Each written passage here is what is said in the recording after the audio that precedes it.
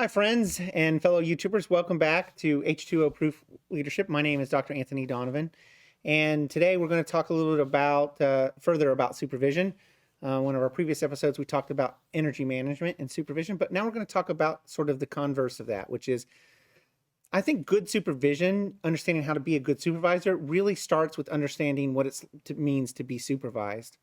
I think, in fact, what we don't realize is that most of us have know about most of what we know about supervision comes from the fact that we've been supervised. Look, we basically are supervised from the day we come out of our mother's womb, if you have any good parents at least. So we're generally supervised our entire life until we have the first opportunity to supervise someone else.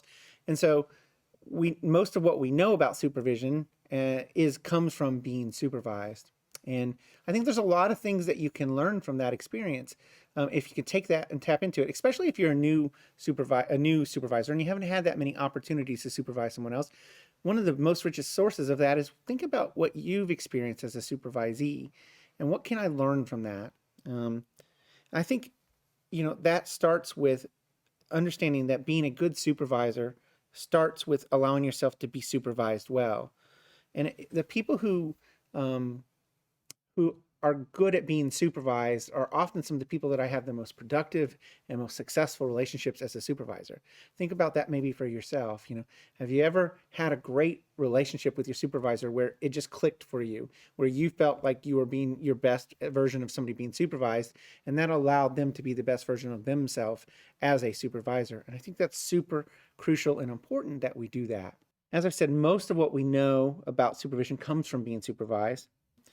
And so I want to share with you today 20 ways to be able to be be supervised better, how to be good to supervise, to make yourself easier and thus better to supervise. All right, let's start with number one.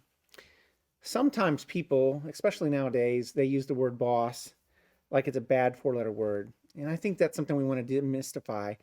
Boss is I think is a term of endearment if it's done well. I really appreciate it. A lot of my employees call me boss, and I know it's a sign of respect. I know it's a sign of admiration for me. And I want to take, I think that has to be, you have to realize that boss is something that somebody is. It's not all that they are, but it's something that they are for that moment. And it doesn't mean that they're only a boss, but there is something about that is important to recognize that that's not bad.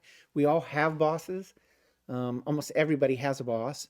And so it's a normal function of that. And that being having a boss can be something that can be really beneficial to our growth and development. Some of my best bosses have been some of the people that have been the most influential in my life, not just simply at work, but as a person and as a human being. At the same time, some of the bad bosses I've had have had really disastrous effects on my sense of being and who I am. And I've had to fight back against those things. And so a boss in itself is not a bad word. It's not a bad thing. Can be a really good thing if it's done well. And so this is sort of the whole point behind some of the information that we want to share is how do you make yourself the best boss? How can you be a better supervisor? And how can you make yourself a better supervisee so that you can be bossed, if you will, around better? So I think that's really important. Number two, I'm a big believer, I'm going to use a word from the Bible they like to use a lot called begat, but I believe good supervision begats every other positive employee behavior. When you have good supervision, other positive employee behaviors start there. And so, it's important to understand that. And so you want to be supervised well, and you want to make it easier for your boss to supervise you, because I think it flows. If you have an organization of more than just you and your boss, it's important that all the employees get along well and that they're supervised well. And that only happens if we have good supervision and you allow yourself to be supervised well. Number three, and this is something that I've experienced really closely firsthand, but I really believe that when you have a bad supervisor, and chances are you're going to have at least one, if not multiple bad supervisors, but bad supervisors often leave you with a little baggage that you have to unpack before you can successfully work with your next supervisor. I've been at places where I've had some bad supervisors, and I had one particular instance where my supervisor was one of these people that just needed to know every single thing. That was really hard to work through. And so as a result, she expected everybody else around her to tell her about everything, even if she didn't need to know. And so there was this culture of just being ultra informed. And that might sound okay in itself, but it can be really derailing. It can really be paralyzing for an organization, but for you as a supervisee too. And to be frank, paralyzing to your boss if they have to know about everything, because then they don't have time to do other things. And it can be really tough to be in a situation like that. For me, I went to another institution not long after that, and I really felt this compulsion to have to tell my boss everything. I had that baggage of feeling the need to do that until after about 6 months of it, my new boss said, "Hey, you don't have to tell me everything. It's okay." And it was at that moment that I realized that I had been carrying this baggage around. Now, let me be fair. I think sometimes bosses, they have those habits, say, of thinking that they need to know everything. They come back from the baggage that they come back to that with the baggage that they've been given, right? So I'm not sure that this person that was that way, the supervisor, wasn't completely her fault that she was that way. But what didn't happen was she never dealt with that baggage. So she had been really saddled onto it, and it only built upon it and put on it until it came really almost an out of control sort of thing. So I want to make sure that you understand that sometimes when you have those bad situations, and you can't avoid all of it, but you could have a bad supervisor and they have some baggage that they leave you with, that to be aware of it and spend some time and sort of let it go. Because the better you can let it go, I think the better you have a chance of being successful in your next opportunity, either being supervised or even potentially supervising someone. Because you can see the long-term consequences if it's left unattended, if it just continues to, and before you know it, you start with one bag and now you're carrying a giant bag plus 3 other bags from all the other encounters that you have.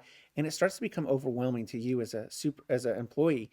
And you want to make sure that you do that well. You want to take and find a way to unpack it. Hopefully you work at a place that allows you to unpack that safely.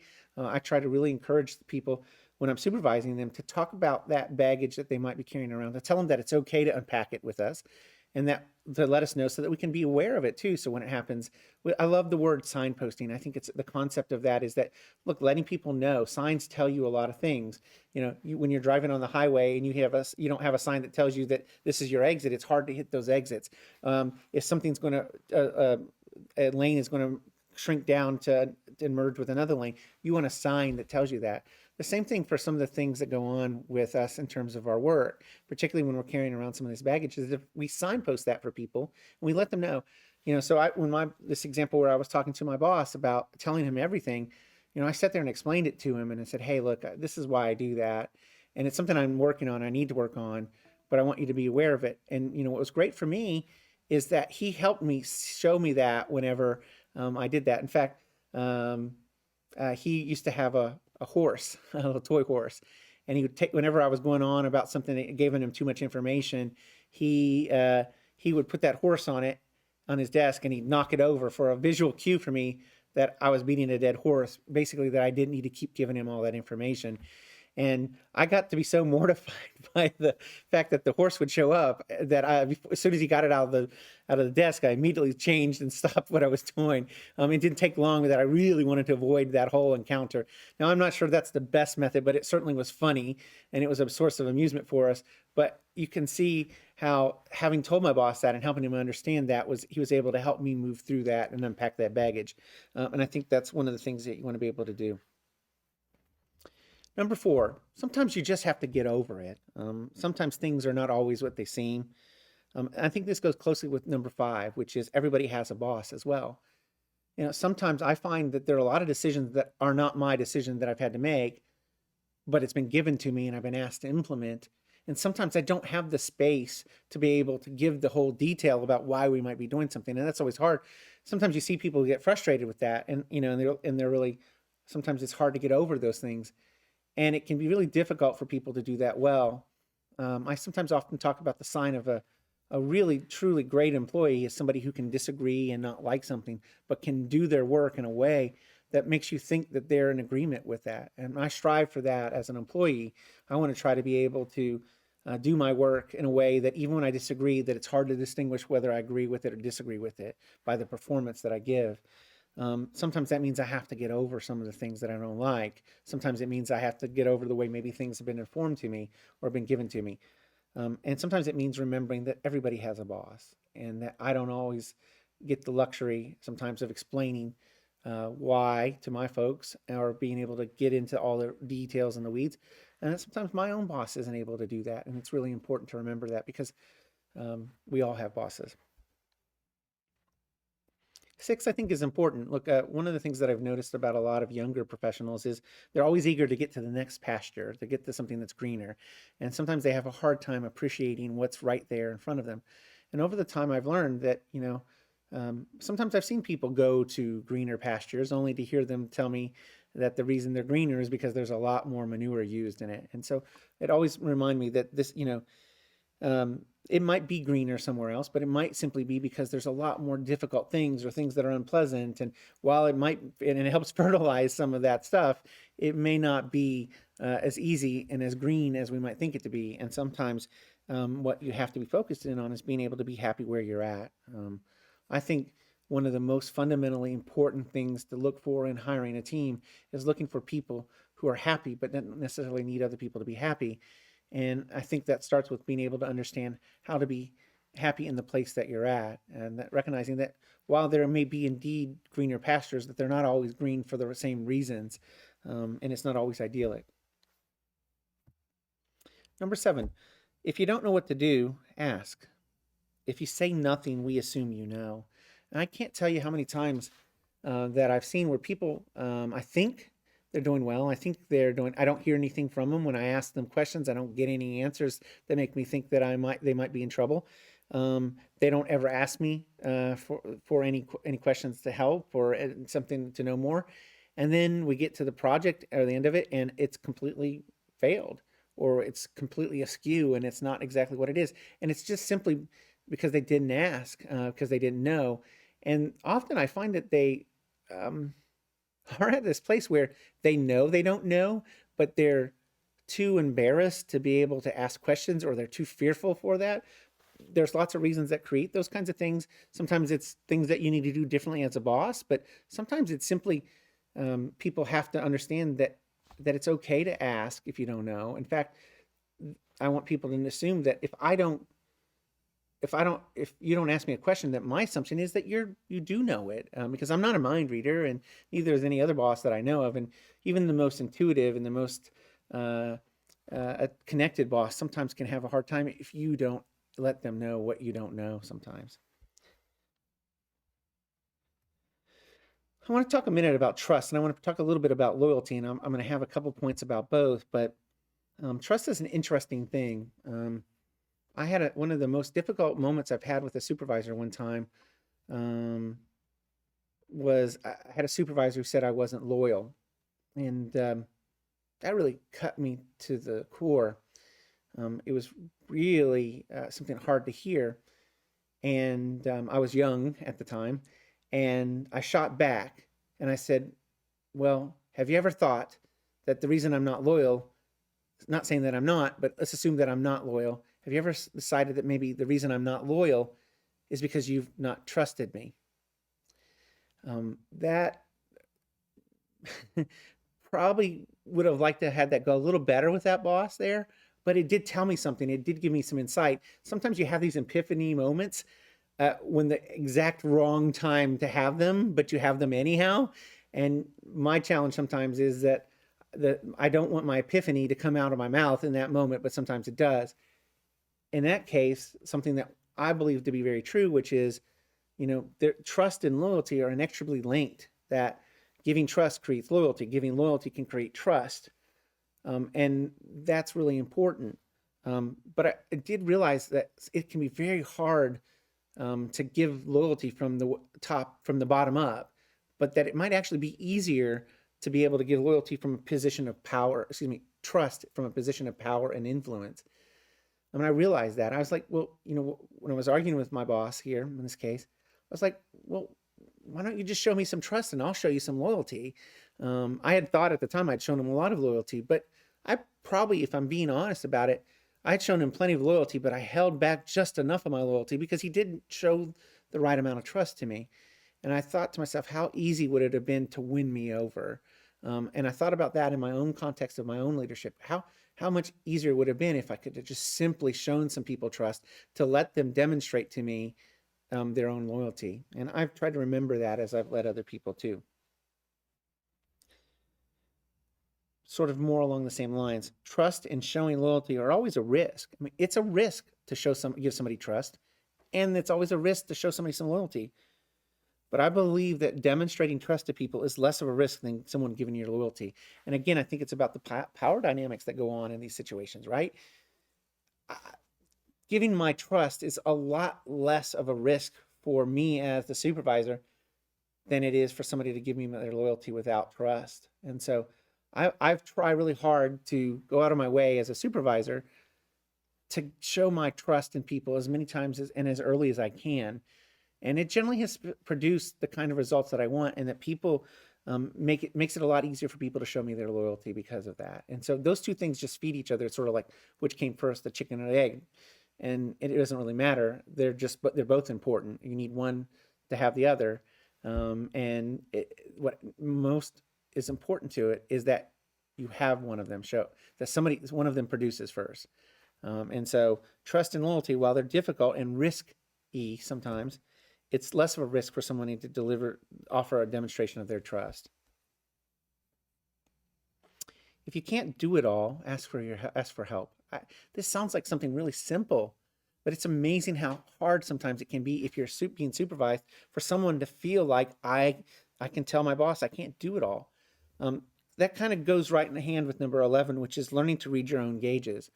Some of the most powerful things that I think I can do for my boss so that I don't feel like I'm overwhelmed and I don't necessarily need to ask for help, is being able to read my gauge so that when my boss gives me more things, maybe I already know that I'm really full up, and I can maybe say to him, hey, look, I need a more realistic deadline because I've got this thing going on, or I need a little more generous deadline. Or if I can't do it all, I can be able to read to my boss, what's causing it to make it be difficult. I don't ever consider it a sign of weakness if somebody has the ability to read their own gauges and can tell me how they need to have it prioritized. Sometimes, it's just as simple as having your boss tell you what things you should do first, or maybe there's something that's not important enough to your boss that in the same way that it is to you, and it's occupying more of your energy and time. And so having the ability to ask your boss about that is really important. Sometimes, let's talk a minute just about micromanaging. That's gotten a really kind of bad word sometimes around people, that they think it's a really negative thing. And I'm not always sure that it is. I actually think it's sort of a life-saving sometimes maneuver for people. It's kind of the Heimlich, or it's the flotation device of people who are sometimes overwhelmed. When somebody's not able to tell you that they can't do it all and they're not able to ask for help, sometimes that's when I see people that the water is way above their head and they're starting to drown. I'm going to come in and I'm going to try to help them be successful, because one, maybe I can't have it fail, and two, maybe just a little bit of help might make all the difference in helping them be successful. And so I don't generally like to micromanage, but I find that I do it the most times when I don't know what somebody's suffering through, but I can tell that they're suffering. If they don't have the ability to read their own gauge, I sometimes have to get in there in the water with them and sort of bail them out to make sure that they're okay and making sure that they're not drowning. And so sometimes the best employee is somebody who knows how to read that gauge and can report it back, and somebody who understands that maybe they're not able to do it all, has the ability to ask for help. And when they're able to ask for help, I'm able to give help. And when somebody's able to ask me for help, I don't have to feel like I have to give all my help to them to rescue them. I can simply maybe give them something to help them float along a little better. Maybe I can give them a hand to pull them in closer. But there's lots of things that I can do that aren't the same level of micromanaging that I might do if somebody's drowning. And so when you can ask for help and you can read your gauges about what's going on, those kinds of things, micromanagement and all those things, tend to be less likely to happen, because there isn't a drastic sort of life-saving sort of measure that's needed. Number 12, let me take a drink of water here. This might seem like an odd thing, but one day just make a decision to buy your boss lunch or coffee. I think that's a really powerful thing. Not only does it express your gratitude, and look, I think as a boss, I don't expect these grand gestures of gratitude, but I love those opportunities where somebody just wants to sit down with me and maybe just talk with me about things that are different than maybe with the agenda that you stop in at a one-on-one meeting or something that's more formal about that. Sometimes I've spent time with an employee who's asked me to have coffee with them. I'm not a coffee drinker so much as a tea drinker, but take your poison, if you will. And those have been really some of the best moments for our relationship building sometimes is when I have the opportunity to get to know them a little better and allow them to get to know me. And sometimes that's just hard to do if somebody never sees you as anything other than the boss, never sees you in any other role other than that very formal relationship that goes on there. And those little things like a moment of coffee or a moment of lunch makes all the difference. And it changes the dynamics, I think, a lot of times from it puts you all on equal footing in some moment in that where you're both eating, you're both drinking, you're just human beings being human beings. And I think there's some really productive things that can happen from that. But it's something that we don't do enough sometimes as somebody who's supervising. And I think there's just tremendous opportunities. Look, I can tell you this, I'm always aware that I'm the boss whenever I'm around my employees. Um, it's not hard for me to know that, but there are moments and occasions where I like the idea of maybe that I don't have to be that. And sometimes when it's just simply breaking bread with somebody or maybe sharing a cup of coffee and some conversation with someone, that just makes all the difference. And it makes it easier, I think, sometimes for us to connect together as human beings. And so I'm a big fan of that. Number 13. Maybe some of you or viewers that are younger here may have never encountered the wonder lubricant that is called WD-40. As a kid growing up, WD-40 is the thing that cured everything. If you go on the internet, you'll see even entire web pages devoted to all the uses of WD-40, and it's a well-earned reputation. It's good for fixing all kinds of things. If you've got a bolt that's rusty and it needs to be loosened up, put a little WD-40 on it. If you got a lock that's sticking in your house and your key's not turning, put a little WD-40 on it. If you've got a hinge that's squeaky, put a little WD-40 on it to take the squeak away. Just thousands of different uses. But it's a thing that keeps things, it's a lubricant. It keeps things flowing freely and well and doesn't clog up things. And I believe that the words please and thank you are the WD-40, if you will, of a good supervisor relationship. Even when things are hard or they're harsh, those two words put into a sentence or a request make things very different. If I ask somebody a question, but I put the word please, even if it's a hard question to do or a hard request, it feels differently than when I just simply say, hey, you need to do this. If I say, hey, you need to do this, please, and I say the words thank you, it changes the tenor and tone, but it also makes it, I think, easier for people to hear it. The same thing coming back. If I'm asking my supervisor to do something, the word please. Hey, could you sign my leave request, please? Or could you approve my leave request, please? And thank you. Or the raise that I got, thank you very much for it. Thank you. I really appreciate that. Or, hey, thank you for giving me a quick response back to the question that I asked you. All those things just seem to make things go smoother. And I think they're just really important words to use. Number 14, ask your boss, what can I do to help you? Now, here's the thing. It's very likely when you ask that question the first time of your boss, they might be a little bit shocked. Maybe they're not even the kind of boss that thinks the boss should ever need help, which is a problem in itself. But you might be surprised. You might ask your boss that one time, and instead of saying, hey, no, I think you're good, and I just keep doing what you do, which is often the way I respond to that. Sometimes, though, I go, you know what? Thank you for asking that. As a matter of fact, I do have something that I was going to do myself, but I think this would be a great project for you.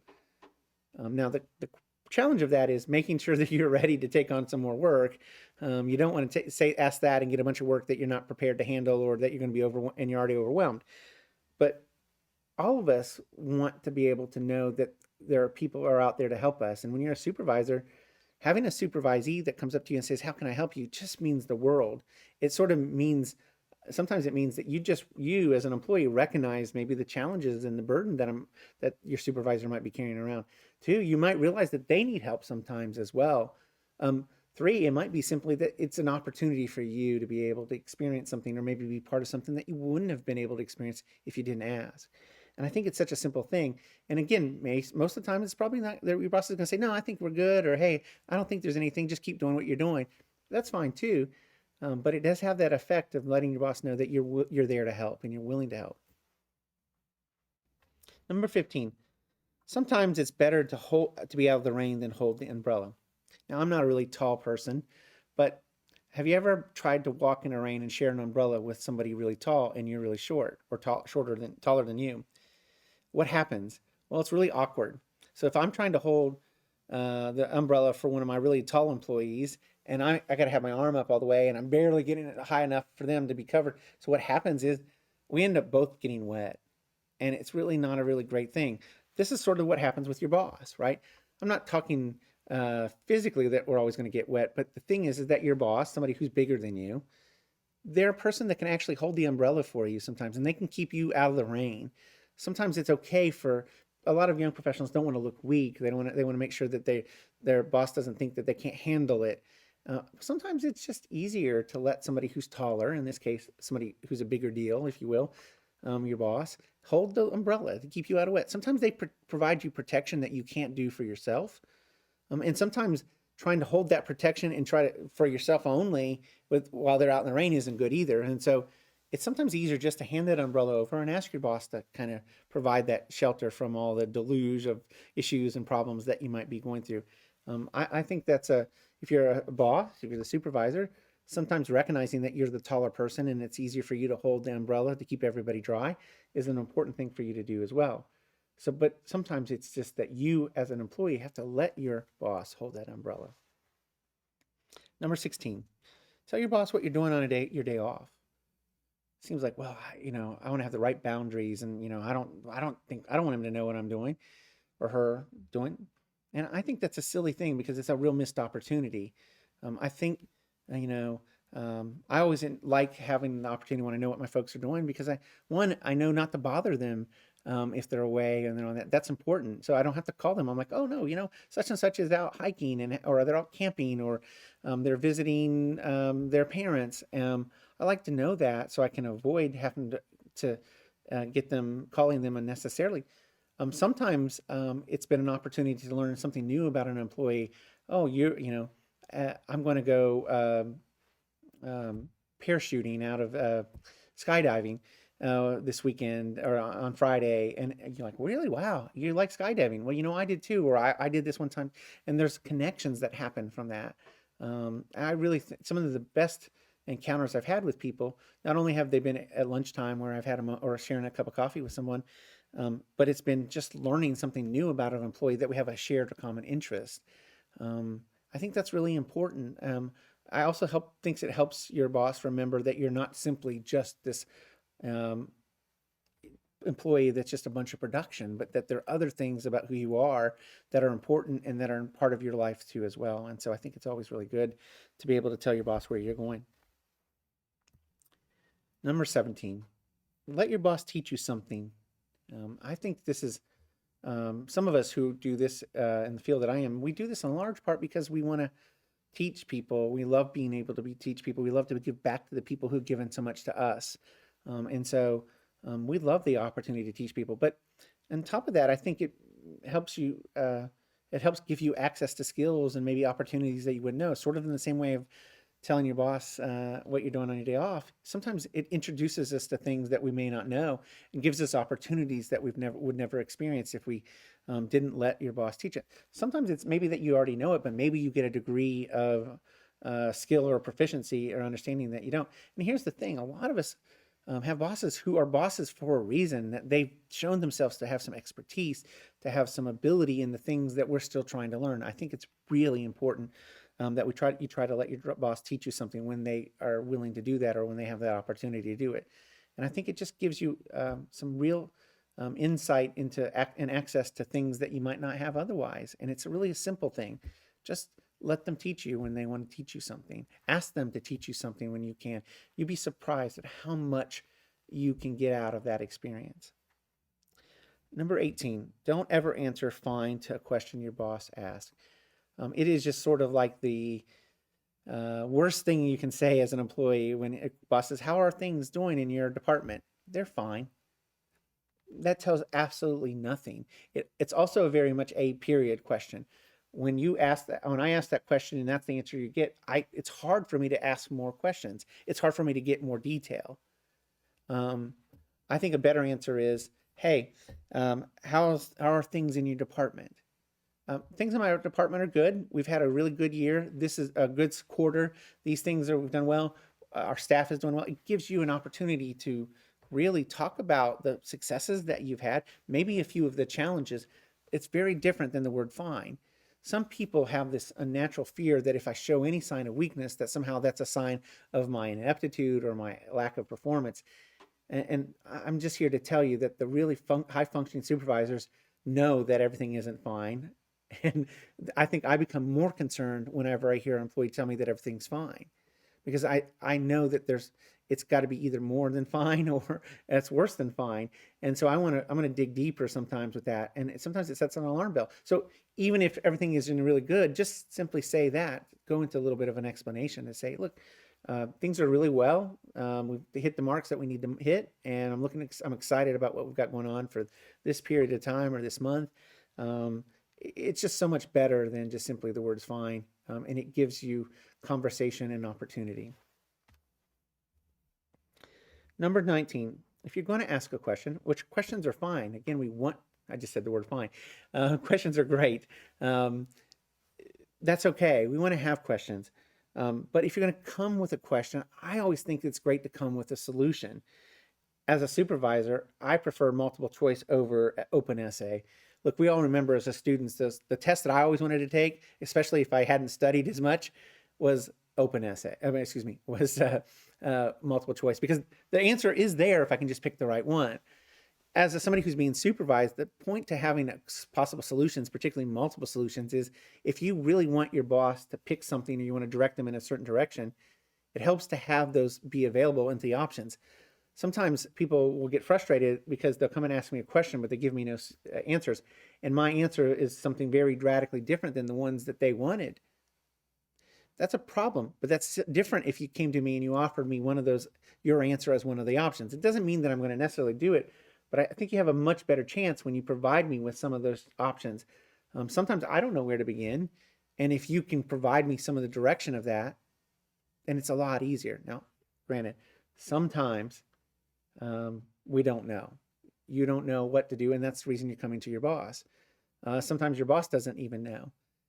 And I think, you know, I think it's always good to use the phrase of my old math teacher, show your work, right? So even if you don't know the answer to that question, talk about what you've thought about trying. Talk about maybe what you tried but you didn't think would work, tried and in fact didn't work.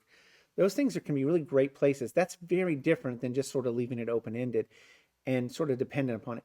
I think somebody who's tried something but realized or considered something but recognized that it might not work shows a different kind of initiative than somebody who just comes to me and says, "Hey, I have this problem and I need you to solve it." And so I think being a good supervisee means coming together with some options, and if nothing else, the ability to show the work that you've done already so that we don't repeat work, and we can also maybe find some paths out of that from what you've tried already. So it's really important. Number 20, and this is just so true. Um, it's just so important. I've seen so many people do this. It's just not necessary to step in a pile of crap to establish that something truly is indeed a pile of crap. But I have employees who, I even have family members who just insist on stepping in every single pile that we have. I can tell you that it's a pile of crap a mile away. The benefit of having somebody who's been through some of the same things, the benefit of maybe having somebody who's done your job before but is now your supervisor, is that they can help you avoid that. Here's the thing: when you step in a pile of crap, it just takes energy away from other things, especially when you know it is. And so you spend your time cleaning up from that mess, only to try to go proceed forward. When you're cleaning up from that mess, you're not moving through and solving the problem. And so for me as a supervisor, it gets really frustrating when I point out this is a place where you don't want to step into it. And then the employee goes and steps in it anyway. And it's just frustrating. It's wasteful of time. It's disrespectful to your boss and their knowledge and their experience. But it's also not a good way to be successful ultimately. I don't need to step in every pile of crap to know that it's a pile of crap, and neither do you. So if you could do one thing there, I think that can be one of those things that can change your whole relationship with your supervisor. If you're a person who you know, and look, some people are just like way, right? They're wired that way. Um, you've got to do the mental exercise of pretending, going, okay, I'm not going to step in that pile of crap, but I'm going to work through the exercise of it and see what happens. And guess what? It's almost always the same. It's still a pile of crap. So you don't want people to do that necessarily. If I have to choose to be that kind of person, I have to exercise that. I want to exercise that mentally in my mind, not physically in the terms of the way I work. So try not to do that. Now, I told you there were 20, but I'm going to give you a bonus tip. And this is one that I think is so important that I'm going to talk about it when I talk about how to be supervised, how to supervise as well, which is friendship and supervision are not the same. It doesn't mean that they can't coexist. You can be friends and a supervisor, but they're not the same. And sometimes you as a supervisee, the best thing that you can do is to help your boss recognize when this is them talking as a friend, or ask them to talk to you as a friend and not your supervisor. And also to recognize and help them make sure that you're aware when they're talking to your supervisor. So if there's confusion and you think, hey, this sounds like they're talking to me like my friend, but really they're talking about my supervisor, help them out and make sure they understand. No, how do you mean this? Are you talking to me as my supervisor, or are you talking to me as my friend? And I also think that it's okay. Sometimes we need to have that conversation with our boss as a friend because it's something we need. Maybe it's something maybe a little more personal than just simply work. And some of the best conversations, some of the best moments in my career have been where I've had the ability to be freely take off my hat as the supervisor and put on my friend hat and really be there for people. Sometimes that moment changes the dynamic for our relationship as a supervisor and a supervisee too, because now we've been able to establish that those two things can happen. We can be friends and we can be supervisor. And sometimes it changes the hearts of people when they are able to see each other as that, but they are not the same. And sometimes you want to be really clear to make sure that it's easy for people to separate that when you need it to be. And if you're asking your boss to do this as a friend or talk to you about this as a friend, make sure they know that and tell them that it's okay. And if you need them to be the boss and make this decision as the boss, make sure they know that too, so there's no lack of clarity. Because my guess is that if you're wondering about it, they're wondering about it too. So, all right. Look, we're really excited to have you here today, and I really want to thank everybody. Until next time, I'm Dr. Anthony Donovan, and we hope that we can help you H2O-proof your leadership. And if you like us, hit the like button and subscribe, and helps us build the channel a little bit. Until next time, we'll see you